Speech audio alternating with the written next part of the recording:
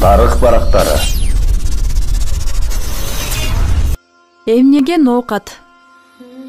Байыркылардын бизге жазып кеткен ноодогу каты. Ал кандай кат? Эмне болгон кат деп турсаңыздар керек. Бул аскада ак мармар таштан тик кесилген ноо турат. Ноо деген түтүк суу жүрүүчү нерсени билдирет. А бул жерде ноо азыркы тил менен айтканда телескопту билдирген. Жалпы узундугу 2,5 километр, туурасы 9-10 метр, бийиктиги болсо 45-50 метрге жетет. Анын ичинде эле асканын бооруна калтырылган аалам сырлары тартылган сүрөттөр. Илгеркилердин айтымында мурда жашап өткөн цивилизациядагы адамдардын бизге калтырган астрономия илими жөнүндөгү кат. Бул сырдуу каттын жалпы аянты 486 квадрат чарчы метрге барабар. Кыргыз басып өткөн жерлеринде саймалуу таштарга калтырган тарыхый эстеликтерди баарыбыз эле билебиз. Бирок мындай сырдуу байыркы обсерваторияны эч жерден кезиктире албайбыз. Жада калса Каракол шаарында баяндап кеткен майя элдеринин обсерваториялары да мындан жашыраак болсо керек.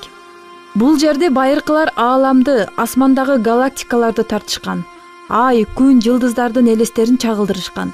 Бул сүрөттөлүштөр байыркы адамдардын жашоо мыйзамы, астрономиясы, бай мурасы, философиясы, ай күндөрүн, календары экенин билсек болот.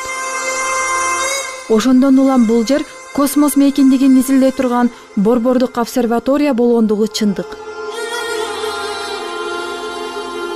Тарыхта Ноокат шаарынын ордунда Даван мамлекети болгондугу да айтылат. Ага далил Ош Ноокат жолундагы ашуунун аты Даван экенин баарыбыз билбесек керек. Дагы бир тарыхый булактарга карасак, Ноокатта эбегейсиз чоң чыны заводу болгондугу жана эң жогорку деңгээлдеги зергерчилик өнөрү өнүккөндүгүн тарыхый табылгалар далилдеп турат. Алардын бири Жакут булбул сырга же алтын короз тажысы. Дал ушундай алтын короз тажыны Египеттик фараондордун мумиялары менен кошо табылган. Ал эми бизден табылган баа жеткис экспонаттар Санкт-Петербургдагы Эрмитаж музейине окумуштуу Заднепровский аркылуу барып калган.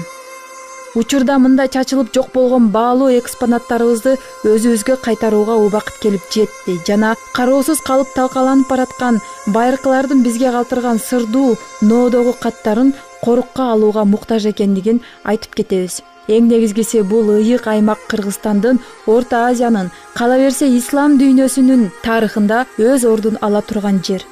Жалпы алганда бул кереметтер тез арада изилденүүгө, терең реставрацияга муктаж. Мына ошентип байыркылардын баа жеткис каты аркылуу Ноокат шаары болуп аталып калган.